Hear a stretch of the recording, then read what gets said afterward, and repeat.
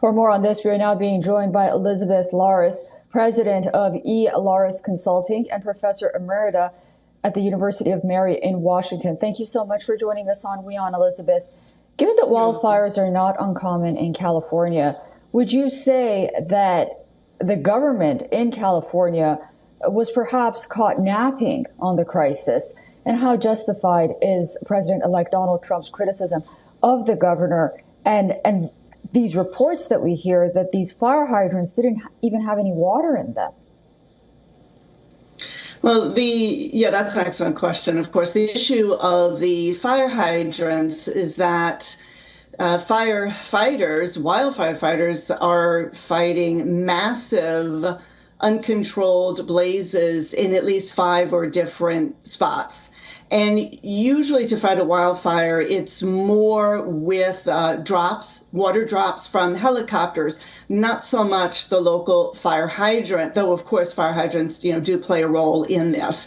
And so when you have so much water being directed at wildfires, like all over the LA area, there is a risk of running out of the water. The U.S. Geological Survey measures water runoff for each state in the U.S. every year. And if you look at their map, you will see that much of the U.S. western part of the country, honestly, half of the country west of, say, Nebraska and Iowa are under drought conditions and do not have sufficient water runoff, that is usually from mountain snows, to deal with wildfires. Not only in California, of course, these occur in Arizona, Nevada, and the western states pretty commonly.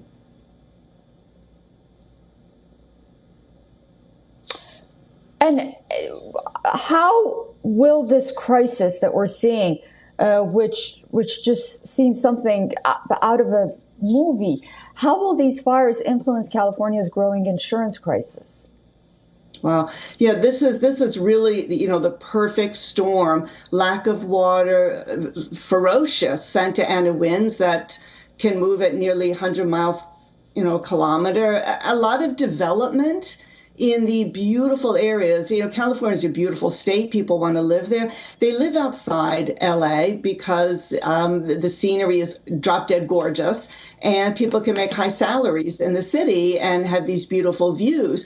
The problem is insurers, the major U.S. insurers started dropping insurance, homeowners insurance.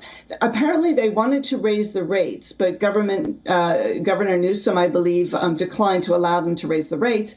And so a lot of them pulled out. And some of these homeowners who have now lost their home, they lost insurance maybe 4 months ago. So, yes, it's true. This is at least a $57 billion economic disaster. And a lot of that is homeowner insurance.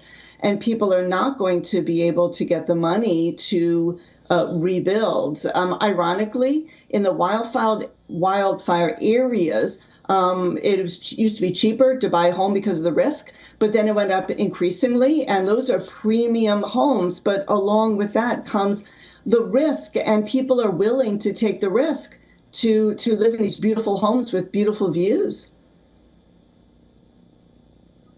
All right. Well, thank you so much for that analysis, Elizabeth Laris. It's always a pleasure speaking to you. And of course, our thoughts and prayers go to the people of California as we continue to cover this devastating story. Thank you. Agreed. You're welcome. For all the latest news, download the WION app and subscribe to our YouTube channel.